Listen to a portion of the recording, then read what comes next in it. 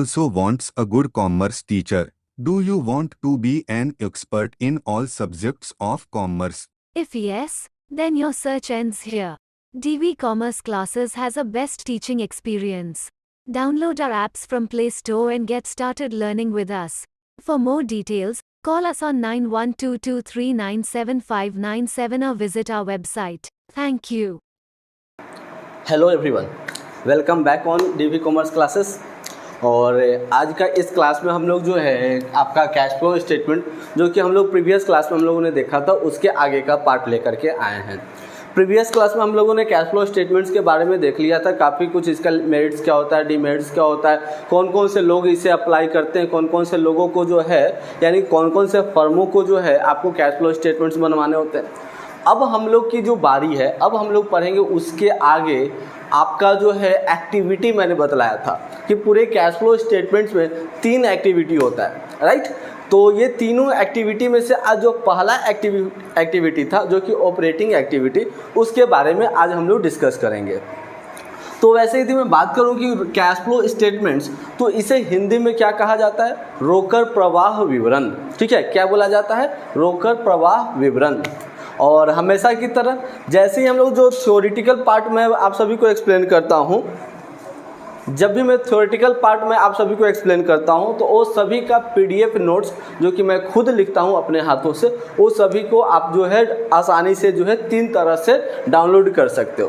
पहला जो है आपका हमारा जो है टेलीग्राम चैनल से, दूसरा जो है आपका जो है मोबाइल एप्लीकेशन से, और तीसरा जो हो जाएगा आपका हमारे वेबसाइट से। और ये तीनों का जो लिंक है ऑलरेडी आपको डिस्क्रिप्शन बॉक्स में दिए गए हैं, तो आप जो है वहाँ से जाइए, चेक करिए एंड कनेक्ट हो जाइए। उसके बाद जो है आप आसानी से ये नोट्स को ले सकते हो। देखो यही नोट्स है जिसे मैंने खुद अपने ही हाथों से लिखा है, ठीक है। And with the help of this notes हम लोग आगे बढ़ेंगे। और मैंने आप लोगों को बतलाया कि हम लोगों ने जो था वो बेसिक जो कॉन्सेप्ट था वो हम लोगों ने कवर कर लिया था। अभी हम लोग चलने वाले हैं cash flow from operating activity. ठीक है, ऑपरेटिंग एक्टिविटी हमने प्रीवियस क्लास में मैंने बतलाया था आप सभी को कि पूरे कैश फ्लो स्टेटमेंट्स को 3 एक्टिविटी में हम लोग डिवाइड करते हैं। कैश फ्लो स्टेटमेंट एक समरी होता है जिससे हम लोग कैश के पोजीशंस जान पाते हैं। तो ये 3 एक्टिविटी होता है, तीनों एक्टिविटी की मदद से कैश का इनफ्लो या तो कैश का आउटफ्लो हम लोग जानते हैं, राइट। तो यहाँ पर अब हम लोग की जो बात है cash flow from operating activity. And this topic को आगे बढ़ने से पहले मैं आप सभी के साथ एक छोटा सा रिक्वेस्ट करना चाहता हूँ कि बाबू अभी फ़िलहाल आज के तारीख में जो है गर्मी बहुत ज़्यादा बढ़ रहे हैं, तो प्रयास ये करिएगा कि दिन में जब भी कोई काम नहीं हो तो अनवांटेड बाहर नहीं निकलना है, ठीक है। समय समय पर जो है ठंडे पानी का सेवन करते रहेंगे। और यदि हो सके तो आप प्रयास करें, ये सभी से हो सकता है, मुझे मालूम है ये सभी से हो सकता है। आप जो है किसी भी प्रकार का बर्तन में भी वो कटोरा छोटा सा हो सकता है, कटोरी जो हो सकता है, उसमें थोड़ा बहुत पूरा कम से कम जो है पानी भर करके आप अपने छतों पर भी रखा करेंगे। छत पर रख दो या वैसे जगह रखो जहाँ पर आपका कटोरा भी सेफ रहे, इसलिए ताकि बहुत गर्मी का समय है, हो सकता है बहुत सारे पक्षी जो है पशु तो नहीं आ पाएंगे, लेकिन पक्षी जो है वो उस पानी को पी करके जो है आपको मन ही मन जो है वरदान देंगे, ठीक है। इसलिए उन लोगों का भी ख्याल थोड़ा सा रखिएगा। और उसके बाद फिर हम लोग टॉपिक की तरफ चलते हैं। तो cash flow from operating activity क्या होता है वो देख लेते हैं। तो देखो हमने एक नोट्स बना रखा है और इस नोट्स में मैंने क्या लिखा है सो देखो मैं पढ़ के आप सभी को बतलाता हूँ। Cash flow from operating activity are the cash flow from the principal revenue, यहाँ पर ध्यान में दीजिएगा, from the principal revenue producing activity of the business, ठीक है। अब देखिएगा सीधे शब्दों में यदि कहा जाए तो आपका जो है पूरे मैंने बतलाया है, यदि बैलेंस शीट की यदि मैं बात करूँ, ठीक है, बैलेंस शीट की यदि मैं बात करूँ तो बैलेंस शीट में आपका कितने साइड होते हैं? बैलेंस शीट में कितने साइड होते हैं? 2 साइड होते हैं, राइट। एक आपका होता है लायबिलिटी साइड और दूसरा क्या होता है? Asset side. तो सपोज डैट ये जो है लायबिलिटी साइड है, ठीक है, ये जो है लायबिलिटी साइड है और ये वाला जो साइड हो गया असेट साइड हो गया। क्लियर? अब आइएगा जरा, अब बतलाना मुझे कि बैलेंस शीट के लायबिलिटी साइड को आप कितने हिस्सों में डिवाइड करते हो। बैलेंस शीट के लायबिलिटी साइड को कितने हिस्सों में डिवाइड करते हो? तो 3 हिस्सों में बैलेंस शीट के लायबिलिटी साइड को डिवाइड किया जाता है। सिमिलरली यदि असेट साइड की मैं बात करूं तो बैलेंस शीट के असेट साइड को कितने हिस्सों में डिवाइड करते हो? तो असेट साइड को 2 हिस्सों में डिवाइड किया जाता है। नाम मालूम है? नहीं मालूम है तो चलो मैं अभी आप सभी को नाम मैं बतला देता हूँ। पहला जो होता है इक्विटी, दूसरा जो होता है शॉर्ट टर्म, जिसे आप जो है कह सकते हो करेंट लायबिलिटी, और तीसरा जो होता है लॉन्ग टर्म, जिसे आप कहते हो लॉन्ग टर्म लायबिलिटी यानी कि फिक्स्ड लायबिलिटी। ठीक है, long term liability non current liability के नाम से भी जाना जाता है। सिमिलरली यदि मैं असेट साइड की मैं बात करूं तो 2 होता है, एक होता है नॉन करेंट असेट, इसका मतलब कि फिक्स्ड असेट, और दूसरा जो होता है वह हो जाता है आपका करेंट असेट। ठीक है, यानी कि नॉन फिक्स्ड असेट। तो ये 2 प्रकार का होता है, असेट साइड्स को क्लासीफाई किया जाता है एंड 3 साइड्स में जो है हम लोग लायबिलिटी को क्लासीफाई करते हैं। तो देखो यहाँ पर आपको बनाने क्या, cash flow from operating activity.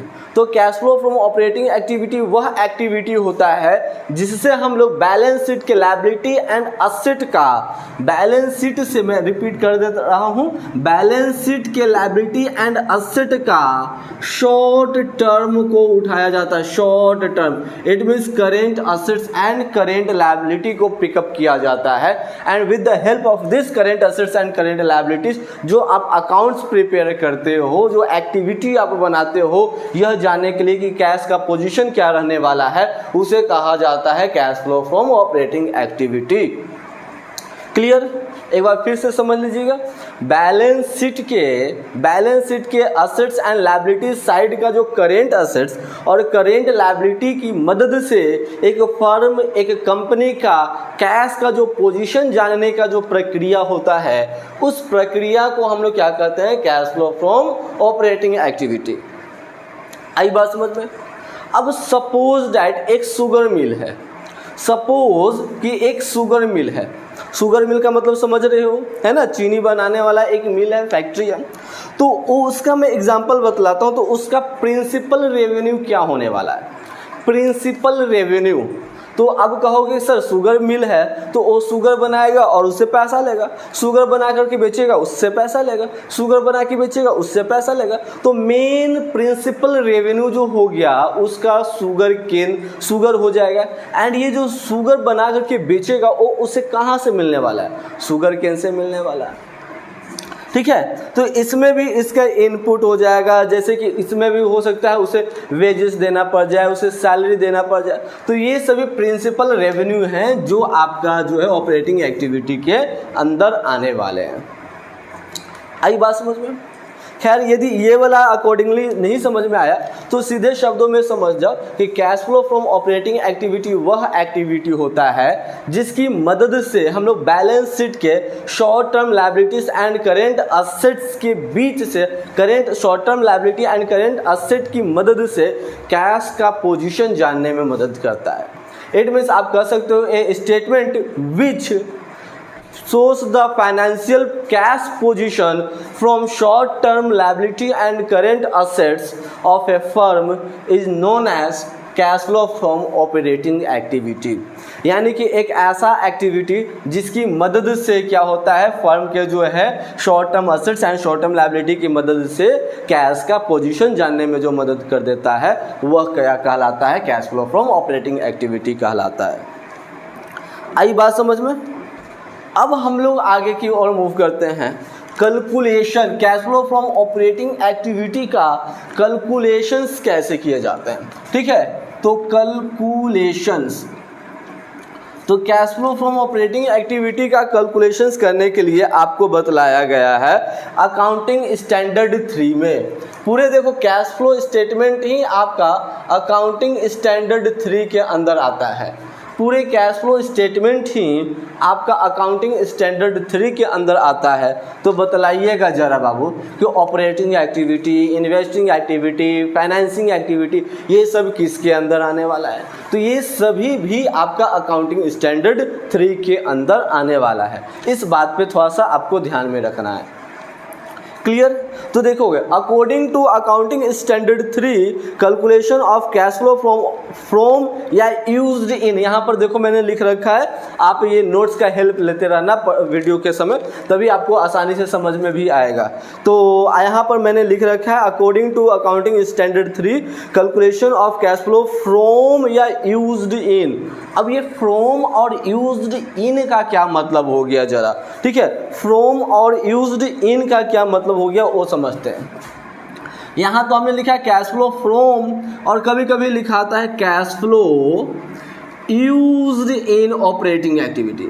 अब ये दोनों के बीच में क्या डिफरेंस है, ये दोनों के बीच में फ्रॉम एंड यहां पर यूज्ड इन, ये दोनों के बीच में क्या अंतर है। तो देखो कैलकुलेशंस का अंतर है। आप जब कैलकुलेट कर रहे हो cash flow from operating activity आप निकाल रहे हो, तो क्या आपको मालूम है कि आपका आंसर प्लस में आने वाला है या आपका आंसर माइनस में आने वाला है? नहीं मालूम है, नहीं मालूम है ना।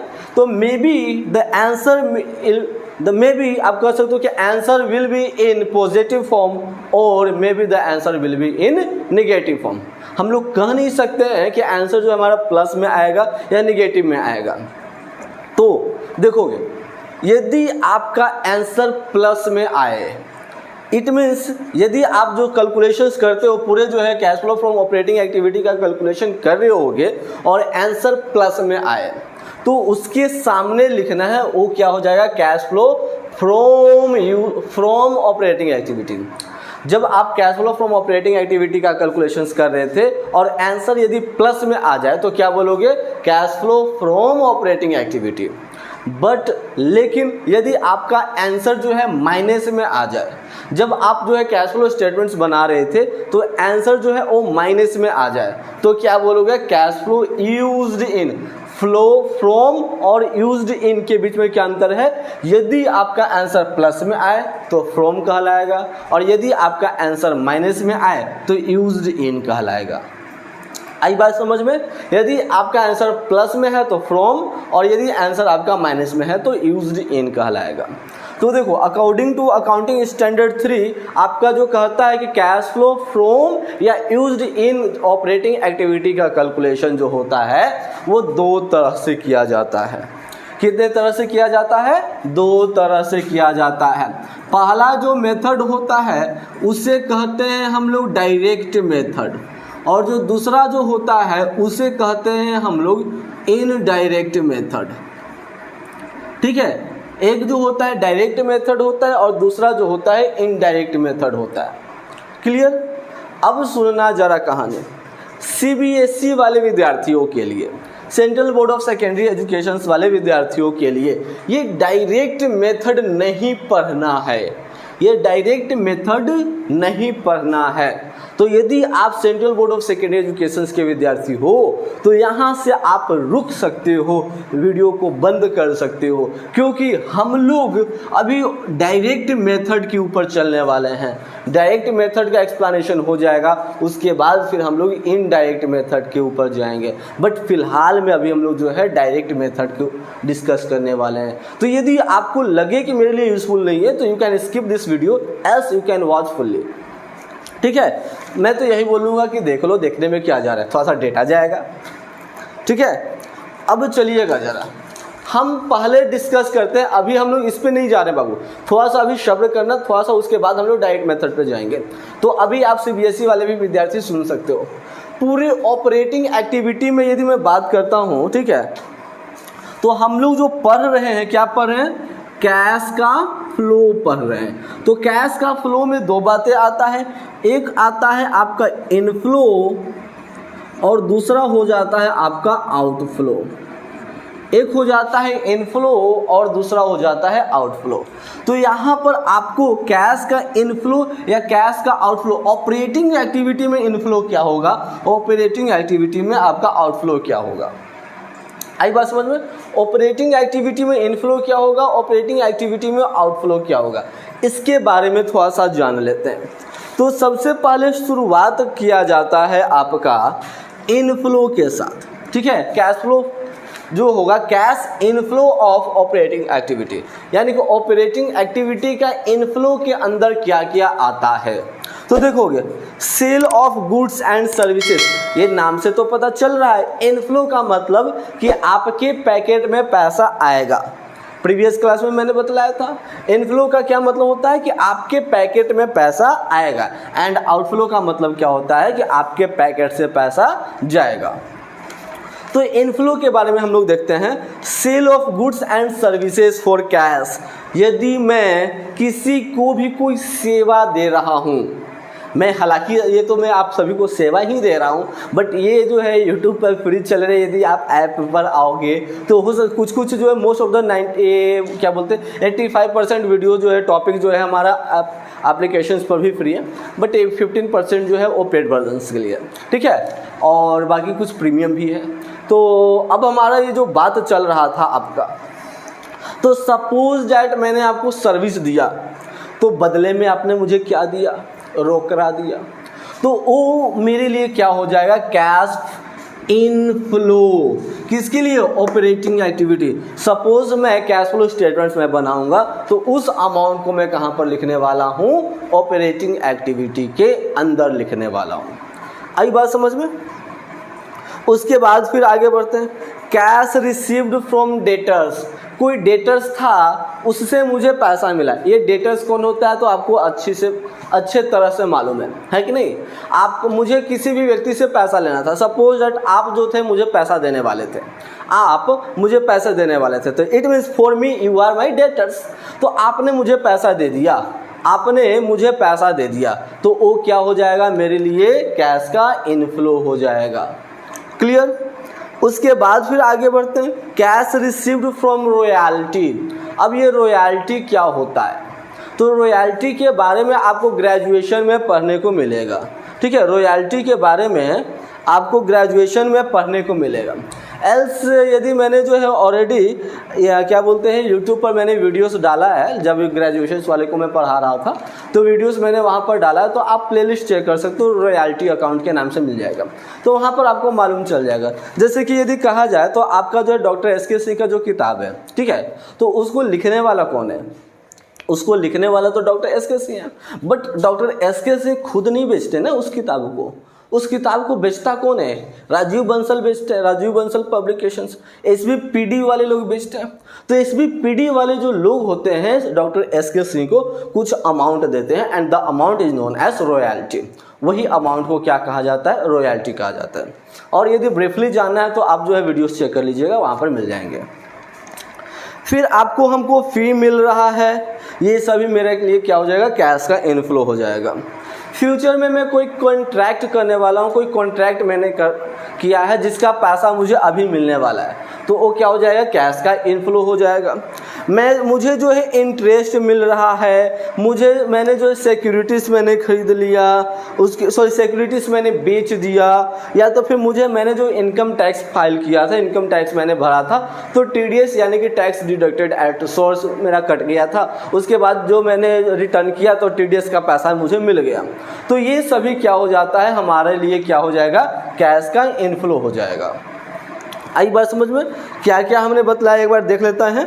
Sales of goods and services for cash, cash received from debtors, cash received from royalty fee, cash received from future contract, refund of income tax, interest received, फिर आपका सेल ऑफ सिक्योरिटीज, या तो फिर और भी कोई अदर जो हो जाएगा आपका इनफ्लो हो जाएगा।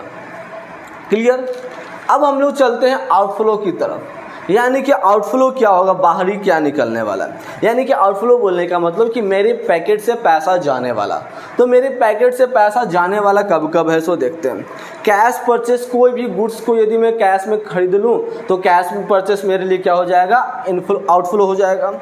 पेमेंट टू सप्लायर्स को मैंने भुगतान कर दिया, आपका आउटफ्लो हो जाएगा। कैश ऑपरेटिंग एक्सपेंसेस, किसी भी प्रकार का मैंने खर्च कर दिया ऑपरेटिंग एक्सपेंसेस, ये आपने रेशियो एनालिसिस में पढ़ा था, तो वो मेरे लिए क्या हो जाएगा, आउटफ्लो हो जाएगा। पेमेंट ऑफ वेजेस, मैंने मजदूरी दे दिया, कैश आउटफ्लो हो जाएगा। पेमेंट ऑफ इनकम टैक्स, मैंने इनकम टैक्स दिया, वो मेरा क्या हो जाएगा, आउटफ्लो हो जाएगा। इंटरेस्ट पेड, मैं इंटरेस्ट दिया, मेरे लिए आउटफ्लो हो जाएगा। सिक्योरिटीज परचेज्ड, मैंने सिक्योरिटी खरीदा, मेरे लिए क्या हो जाएगा, आउटफ्लो हो जाएगा। आई बात समझ में? तो इतने सारे इनफ्लो एंड आउटफ्लोज थे आपके लिए, जो मैंने शॉर्ट में मैंने जो है सवालों में से मैंने खोज करके लिखा था आप सभी के लिए। ठीक है, तो इतना तक बोलिएगा। इतना में कोई भी विद्यार्थी को कोई भी संदेह है, दिक्कत है, परेशानी है, तो आप अभी लाइव चल रहा है, लाइव चैट का ऑप्शन दिख रहा होगा, तो लाइव चैट आप कर सकते हो, सो डैट मैं जो हूँ आपका सवाल पढ़ के मैं आपको जवाब दे सकता हूँ। आई बात समझ में? एल्स फिर हम लोग आगे की ओर बढ़ेंगे। क्लियर है इतना? Do you also want a good commerce teacher? Do you want to be an expert in all subjects of commerce? If yes, then your search ends here. DV Commerce Classes has a best teaching experience. Download our apps from Play Store and get started learning with us. For more details, call us on 9122397597 or visit our website. Thank you. चलिएगा, अब हम लोग देखते हैं cash flow from operating activity का format क्या होता है। ये जो फॉर्मेट है डायरेक्ट मेथड से है। मैंने बतलाया अभी कि पूरे cash flow from operating activity दो मेथड से कैलकुलेट किए जाते हैं, पहला डायरेक्ट मेथड और दूसरा इनडायरेक्ट मेथड। तो अभी का जो हम लोग का जो टॉपिक है वह है डायरेक्ट मेथड से कैश फ्लो स्टेटमेंट्स का कैलकुलेशन करना। तो आइएगा ज़रा देखिएगा, फॉर्मेट मैंने ऑलरेडी बना रखा है यहाँ पर, एंड मैं आपको फॉर्मेट, ओहो अभी देखो ज़रा, ये यहाँ पर मिट भी गया। अभी इतना मेहनत से मैंने फॉर्मेट बनाया और यहाँ पर ये मिट भी गया। तो देखो कि इस फॉर्मेट को मैं आपको एक्सप्लेन करता हूँ। तो जब भी बनाओगे तो बतलाना ज़रा, एक कॉलम, दो कॉलम, तीन कॉलम। तो पूरी कैश फ्लो स्टेटमेंट्स के लिए कितने कॉलम होने वाले हैं बाबू? 3 कॉलम होने वाले हैं। चाहे आप जो है cash flow from operating activity बनाओ, ऑपरेटिंग एक्टिविटी डायरेक्ट मेथड से बनाइए, चाहे इनडायरेक्ट मेथड से बनाइए, चाहे आप जो है cash flow from investing activity बनाओ, चाहे आप cash flow from financing activity बनाओ, ये तीनों एक्टिविटी जो हो जाएगा आपका, उसके लिए 1, 2, 3 कॉलम ही जरूरत पड़ेंगे। क्लियर? अब हम लोग चलते हैं, ज़रा देखना। हेडिंग, सबसे पहले हेडिंग डाल देना है। ठीक है, तो हेडिंग डालना है क्या? कैश फ्लो फ्रॉम या used in operating activity. Cash flow from या यूज्ड इन ऑपरेटिंग एक्टिविटी। अब देखो कौन से मेथड से ये बनाया गया है? डायरेक्ट मेथड से। तो यहाँ पर लिख देना डायरेक्ट मेथड से। यदि इनडायरेक्ट मेथड से बनाओगे तो लिख देना इनडायरेक्ट मेथड। नहीं तो बेचारा आपका एग्जामिनर कॉपी चेक करने वाला सोचेगा, अरे देवा ये कौन सा मेथड से बनाया है रे, तो पता ही नहीं उसे चलेगा, है कि नहीं? तो इसलिए आप क्या कर देना, लिख देना क्लियर कि आपने जो है डायरेक्ट मेथड से बनाया या इनडायरेक्ट मेथड से बनाया। लेकिन ये तब लिखना बाबू जब सिर्फ और सिर्फ आपको cash flow from operating activity निकालने को रहे। यदि कैश फ्लो क्या बोलते हैं, कैश फ्लो स्टेटमेंट्स का कैलकुलेशंस करने को रहेगा तो वहाँ पर ये लिखने की आवश्यकता नहीं है, कोई भी मेथड आप अडॉप्ट कर सकते हो। आई बात समझ में? तो आइएगा देखोगे तो यहाँ पर मैंने लिखा है टोटल ABCDE 5, यानी कि यदि मैं बात करूँ तो पूरे cash flow from operating activity by direct method से कैलकुलेशंस करने के लिए 5 हिस्सों में मैंने डिवाइड किया। 5 हिस्सों में मैंने डिवाइड किया। ए वाला हिस्सा देख लो, ये यहाँ तक देख लो, ए पूरा जो देख रहे हो ये ए का हिस्सा है। यहाँ से पूरा देख लो, मैं करूँगा नहीं, शायद गलती से मिट जाए तो फिर मेरा मेहनत बेकार चला जाएगा। ठीक है, तो यहाँ से आप पूरी ये देख लो, ये बी का है, एक लाइन में बेचारा सी है, 2 लाइन में आपका डी है और 2 लाइन में आपका ई है। ठीक है, और ये फॉर्मेट की मदद से आप पूरे cash flow from operating activity बना सकते हो। तो आइएगा जरा समझते हैं। सबसे पहले देखो मैंने क्या लिखा है, ऑपरेटिंग कैश रिसिप्ट। यहाँ पर हमने रिसिप्ट, जो मेरा कैश का जो इनफ्लो था, मैंने अभी बतलाया ना थोड़ा देर पहले कि कैश का इनफ्लो और कैश का आउटफ्लो क्या होता है। कैश का इनफ्लो और कैश का आउटफ्लो के बारे में मैंने आपको बतलाया, राइट। तो देखो कि पूरी cash flow from operating activity में डायरेक्ट मेथड से सबसे पहले क्या लिखना है, कैश रिसिप्ट यानी कि कैश का इनफ्लो। तो पहला में देखो क्या है, कैश सेल। कैश सेल करोगे तो बतलाओ, नगद में गुड्स बेचा तो मुझे जो पैसा मिला तो वो मेरा क्या है, रिसिप्ट है या पेमेंट है? रिसिप्ट है। मेरे पैकेट में पैसा आएगा कि मेरे पैकेट से पैसा जाएगा? तो मेरे पैकेट में पैसा आएगा तो वो क्या हो जाएगा, आपका जो है इनफ्लो हो जाएगा। उसको आप देखो, ये कॉलम देखोगे यहाँ पर 2 कॉलम अमाउंट के लिए। तो यहाँ पर आपको एक बात पर ध्यान में रखना, ये इनर कॉलम, ये आउटर कॉलम, ये डेबिट क्रेडिट कॉलम नहीं है। ये वाला जो कॉलम देख रहे हो इनर कॉलम, और ये वाला जो कॉलम देख रहे हो आउटर कॉलम। क्लियर? 2 कॉलम है, एक इनर कॉलम और दूसरा आउटर कॉलम। तो कैश सेल्स को लिखना बाबू इनर कॉलम में, कैश सेल्स को लिखना कहाँ है, इनर कॉलम में लिखना है। आई बात समझ में? उसके बाद फिर आगे मूव करो, कैश रिसीव्ड फ्रॉम डेटर्स, यानी कि डेटर्स से मुझे पैसा मिला। आप थे मुझे पैसे देने वाले, आपने मुझे पैसे दे दिए, तो मैं कहाँ पर लिखूँगा, इनर कॉलम में लिखूँगा। आउटर में नहीं लिखना है, इनर कॉलम में ही लिखना है। रॉयल्टी रिसीव्ड, मैंने अभी थोड़ा देर पहले रॉयल्टी के बारे में डिस्कस किया, बतलाया आपको। तो रॉयल्टी मिला है वो भी आपको लिखने हैं इनर कॉलम में।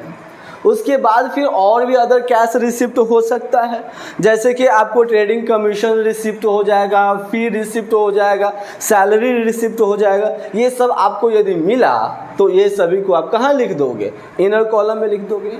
जितने भी रिसिप्ट होंगे वो सभी को आपको लिख देना है इनर कॉलम में। पता है कुछ बच्चे क्या कर देते हैं, इतना बेवकूफ़ी कैसे कर देते हैं पता नहीं। तो क्या कर देते हैं कि देखो 1 2 3 मैंने रिसिप्ट लिखा, तो वे तीनों रिसिप्ट को लिख देते हैं। और उनके सवाल में और भी रिसिप्ट रहता है तो वे लोग क्या कर देते हैं, अदर रिसिप्ट के नाम से लिख देंगे, और उसके बाद चलो भाई टोटल अमाउंट को ऐड कर दो। गलती मत करना, ये गलती है और ऐसी गलती का सज़ा मिलेगा। ठीक है, तो ऐसी गलतियों पे सज़ा मिलेगा, इस बात पे ध्यान में रखिएगा। तो आपको ऐसी गलती नहीं करना। जितने भी रिसिप्ट होंगे वो सभी रिसिप्ट के नेम को लिखना है। ठीक है, सभी रिसिप्ट के नेमों को यानी कि नामों को आपको क्या करना पड़ेगा, लिखना पड़ेगा। ठीक है, तो जब टोटल सभी रिसिप्ट के नामों को आप लिख दोगे तो ये सभी को ऐड कर देना। यहाँ पर देखो मेरा 4 आइटम्स था, तो चारों को मैंने क्या कर दिया, ऐड कर दिया। ऐड करने के बाद इसके सामने वाला लाइन में नहीं, उसके बाद वाला ये वाला जो लाइन है इसमें आपको लिख देना है। ठीक है, इसके सामने वाला लाइन में नहीं लिखे हैं, उसके बाद वाला लाइन में लिखे हैं। एंड उसके सामने नाम क्या देना है ये देख लो, gross cash receipt from operating activity. क्या नाम देना है, gross cash receipt from operating activity. ये हो गया आपका part A cover. Part B में आओ तो ठीक इसका उल्टा, कैश रिसिप्ट था तो कैश पेमेंट को आपको लिखने पड़ेंगे आपको यहाँ पर। तो जब कैश पेमेंट को आपने यहाँ पर लिखा तो cash purchase, cash paid to suppliers, फिर आपका हो जाएगा अदर कैश पेमेंट। तो ये सभी को आपको सिमिलरली इनर कॉलम में लिखने हैं एंड ये सभी को ऐड कर देना। जितने भी पेमेंट होगा आपका, यानी कि जितने भी कैश का आउटफ्लो होगा वो सभी को यहाँ पर लिख करके सभी को ऐड कर देना इनर कॉलम में। एंड ऐड कर देने के बाद उसे लिख देना आपको आउटर कॉलम में। ठीक है, उसे आपको कहाँ लिख देना है, आउटर कॉलम में लिख देना है। देखिएगा यहाँ पर मैंने क्या लिखा है, लेस, इसलिए ये जो अमाउंट होगा ऑलवेज ब्रैकेट के अंदर होना चाहिए। लेस ऑलवेज ब्रैकेट के अंदर होना चाहिए। तो आइएगा जरा, ये वाले में से ये वाले को अमाउंट को घटा दो, ए में से ये वाला हो जाएगा, आपको इसको घटा दो, बी को घटा दो, सम ऑफ बी।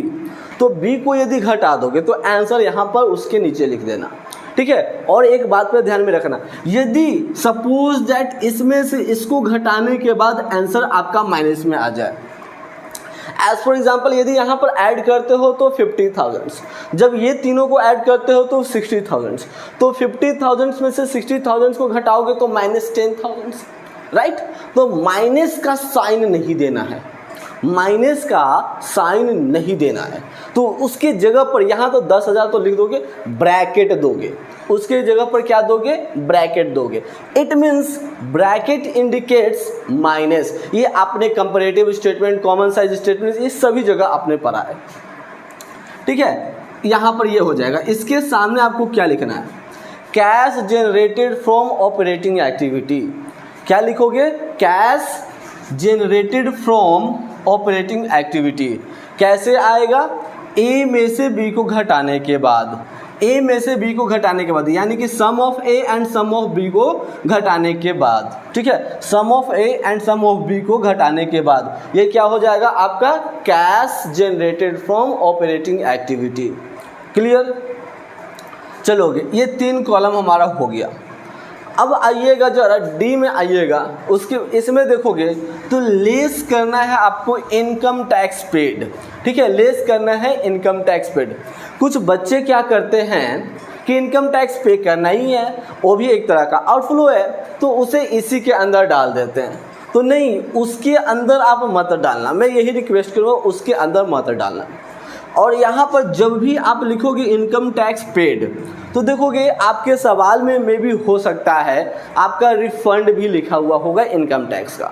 तो इनकम टैक्स में से इनकम टैक्स रिफंड को लेस कर देना, और लेस करने के बाद जो अमाउंट आएगा उस अमाउंट को यहाँ पर लिख देना। मैंने क्या बोला, इनकम टैक्स का जो रिफंड होगा उस रिफंड को लेस करने के बाद जो अमाउंट आएगा उसे आउटर कॉलम में दिखला देना। अब आइएगा, ये क्या किए हो, लेस, तो लेस के लिए आपको क्या लिखना है, ब्रैकेट का उपयोग करना है। तो फिर से इसमें से इसे आपको क्या कर देना पड़ेगा, लेस कर देना पड़ेगा। सपोज डैट यहाँ पर था -40 और यहाँ हो गया -10, तो यहाँ पर कितना लिखा जाएगा, दोनों को लेस करोगे तो -50 हो जाएगा, है ना। यदि यहाँ सिर्फ 50,000 प्लस में और यहाँ आपका 10,000 माइनस में, तो यहाँ पर सिर्फ हो जाएगा 40,000। आई बात समझ में। ये तो प्लस माइनस का खेल तो आपने बचपन में भी पढ़ा था, ये आई थिंक कि 5, 6, 7 क्लास से ही पढ़ना जो है प्रारंभ कर दिया था, जहाँ पर आपने पढ़ा था प्लस माइनस वाला क्या, उसको बोलते इंटीजर। इंटीजर जहाँ से पढ़ना स्टार्ट किया था वहीं से ये सारे खेल जो थे प्रारंभ हो गए थे। क्लियर।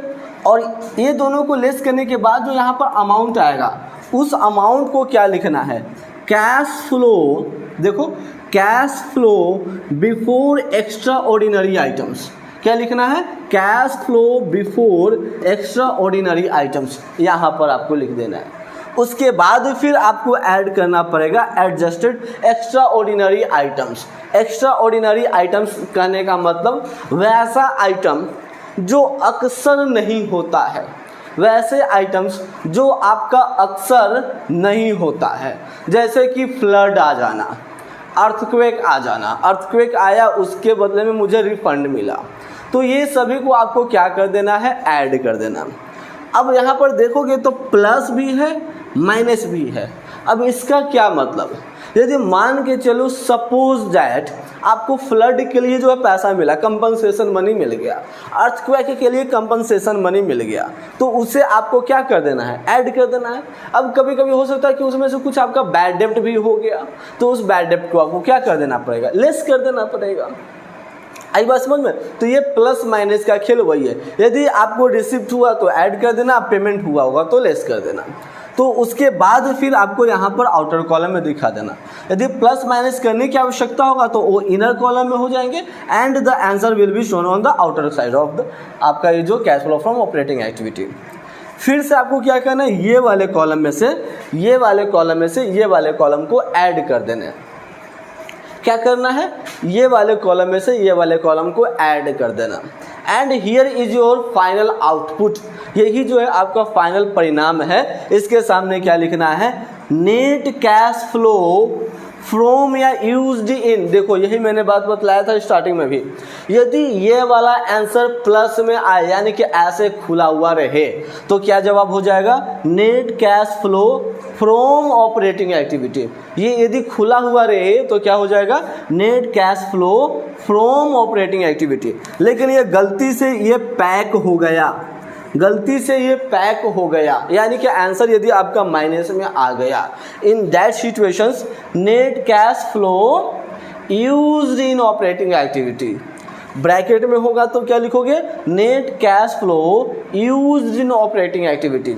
यदि प्लस में आंसर हो तो क्या लिखोगे, net cash flow from operating activity. आई बात समझ में?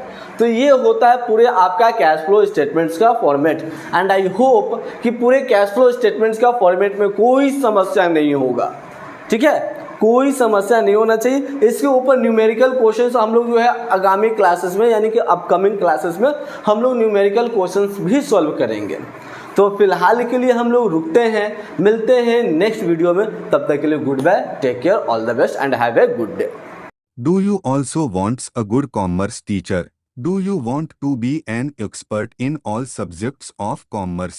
If yes, then your search ends here. DV Commerce Classes has a best teaching experience.